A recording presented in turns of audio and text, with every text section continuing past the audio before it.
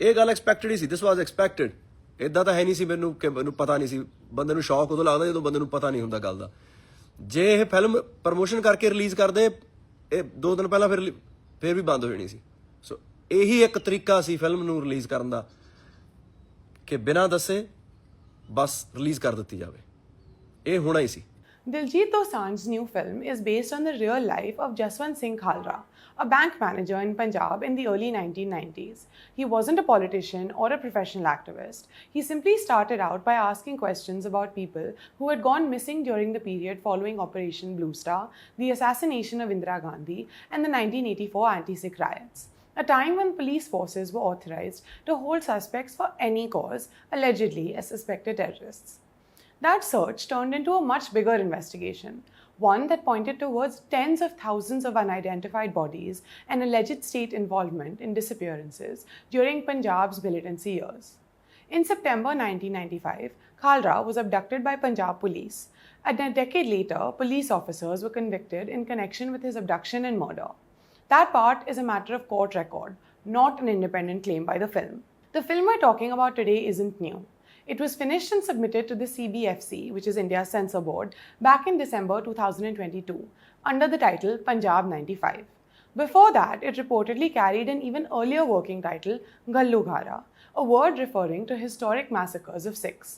According to the director, Haneet Rehan's own account in a 2025 interview with The Wire, the film's censorship battle wasn't a simple story of numbers quietly climbing.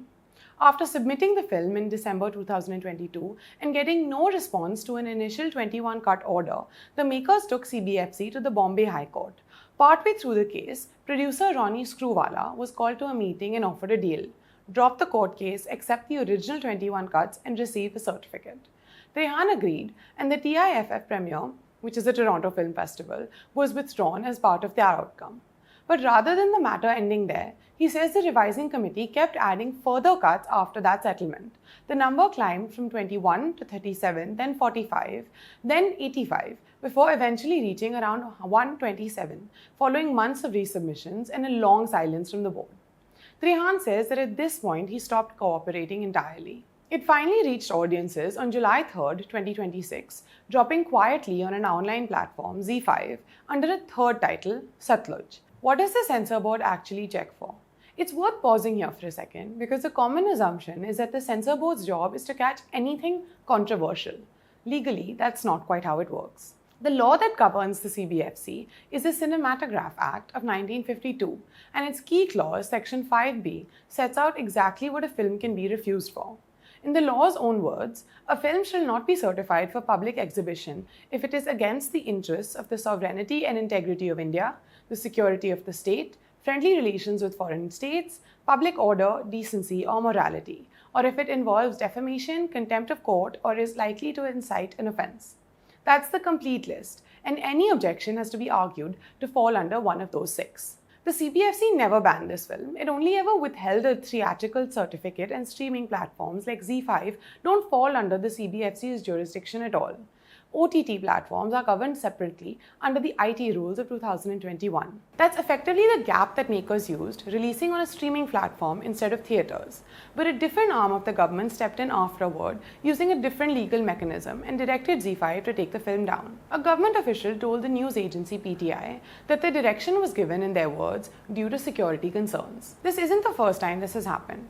Satluj is a striking case, but it isn't an isolated one. Streaming platforms in India have faced government pressure before. In 2021, the Ministry of Information and Broadcasting stepped in after complaints about the Amazon Prime series Tandav, which was accused of portraying religious figures and political leaders in an unflattering light. The makers eventually agreed to cut the flag scenes. Other shows, including Mirzapur, Sacred Games, Laila, A Suitable Boy, have all faced similar complaints and legal challenges over the years. Now, what are the arguments that people are making on both sides? Those in favor of government oversight over streaming content point out that OTT platforms reach a massive, largely unregulated audience, and that some baseline standard, especially around genuine security or public order concerns, is reasonable for any country to maintain. They also argue that a functioning oversight process can protect filmmakers from mob-driven FIRs and court cases by giving a single clear authority to answer to instead of dozens of scattered complaints. Those against this kind of intervention argue that terms like security concerns are vague enough to be applied to almost anything, with little transparency about who raised the objection or why. They also point out that removing a film after its release, once people have already paid to watch it, is a different, more disruptive kind of intervention than reviewing it beforehand. And that it sets a precedent where any platform could see content pulled without clear public reasoning. This naturally raises the question a lot of people have been asking. Can a biopic be treated as a security concern in the same way as content that incites violence or threatens public order? This case is a little different from a typical censorship dispute. It isn't a fictional story or a speculative account. It is based on events that already went through India's legal system, resulting in actual convictions. Whether that changes how a security justification should be weighed is really the open question at the center of all this. ਸੋ ਹੁਣ ਮੈਨੂੰ ਇਸ ਗੱਲ ਦੀ ਤਸੱਲੀ ਹੈ ਕਿ film ਤੁਹਾਡੇ ਤੱਕ ਪਹੁੰਚ ਗਈ ਹੈ। ਜਿੰਨਾ ਕੰਮ ਸਾਰਿਆਂ ਨੇ ਮਿਹਨਤ ਜਿਹੜੀ ਕੀਤੀ ਸੀ ਉਹਨਾਂ ਦਾ ਉਹ ਸਾਰੀ ਦੀ ਮਿਹਨਤ ਦਾ ਤੁਹਾਡੇ ਤੱਕ ਪਹੁੰਚਣਾ ਬਹੁਤ ਜ਼ਰੂਰੀ ਸੀ ਤੇ ਉਹ ਤੁਹਾਡੇ ਤੱਕ ਪਹੁੰਚ ਚੁੱਕੀ ਹੈ। ਇਸ ਗੱਲ ਦੀ ਮੈਨੂੰ ਬਹੁਤ ਤਸੱਲੀ ਹੈ। ਸ਼ੁਕਰ ਆ ਮਹਾਰਾਜ ਦਾ, ਮੈਂ ਸਾਰਿਆਂ ਦਾ ਧੰਨਵਾਦ ਕਰਦਾ। ZEE5 has said that the film is unavailable until further notice in India and has asked viewers not to pirate it while it looks into legal options. Diljit Dosanjh has said publicly that he expected the film to be taken down and has encouraged people who already have copies to keep sharing them. ਮੈਂ ਤੁਹਾਨੂੰ ਕੱਲ ਉਹੀ ਗੱਲ ਹੈ, ਮੈਂ ਕੱਲ ਇਸ਼ਾਰਾ ਕਰਤਾ ਸੀ ਕਿ ਪਲੀਜ਼ ਡਾਊਨਲੋਡ ਕਰ ਲਿਓ ਜੇ ਤੁਸੀਂ ਕਰ ਸਕਦੇ ਆ ਤਾਂ, ਔਰ ਜਿੱਦਾਂ ਤੁਸੀਂ ਦਿਖਾ ਸਕਦੇ ਆ, ਜਿੱਦਾਂ ਤੁਸੀਂ ਦੇਖ ਸਕਦੇ ਆ। ਮੈਂ ਦੱਸਿਆ ਮੈਂ ਸਵੇਰੇ ਇੱਕ ਵੀਡੀਓ ਦੇਖੀ ਗੁਰਦੁਆਰਾ ਸਾਹਿਬ ਦੇ ਵਿੱਚ, ਕੋਈ ਮੇਰੇ ਵੀਰੇ ਨੇ ਉਹਨਾਂ ਨੇ ਪ੍ਰੋਜੈਕਟਰ ਲਗਵਾ ਕੇ ਉਹ ਦਿਖਾ ਰਹੇ ਸੀ।